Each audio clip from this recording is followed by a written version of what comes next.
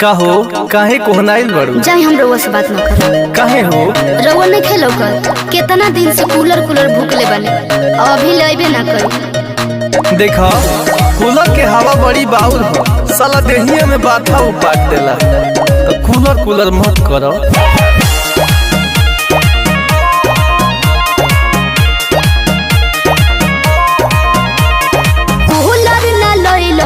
जान हो बहनी बड़ी परेशान हो।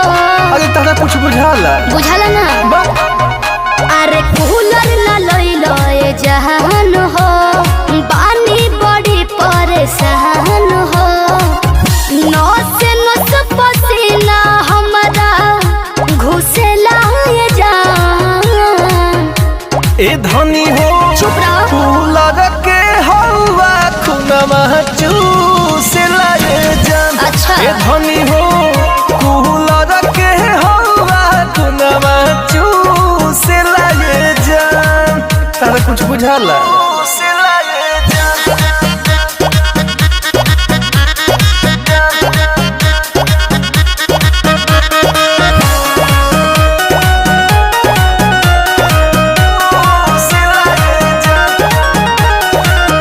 कहता धनिया हो बिनिया डोलाई दे, काहे बीतोई बुरतिया जाग हो। मन बुझाइल रहे गरमी बेसरमी से। अच्छा। देहिया से फेंके हमारा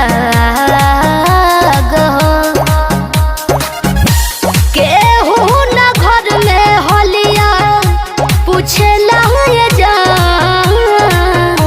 ए धनी हो कूलर के हवा खुनवा चूसेला ये जान। तू ही ढेर जानत धनी हो कूलर के हवा खुनवा चूसेला ये जान।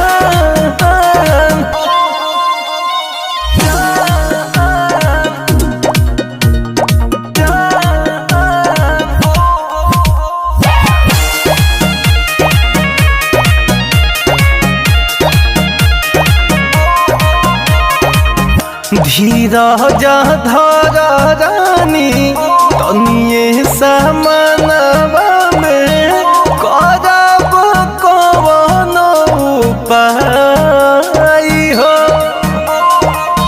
दुख हमार बुझत नहीं हमरो सहजनवा हो। कैसे हम दिन हवा बीताई हो।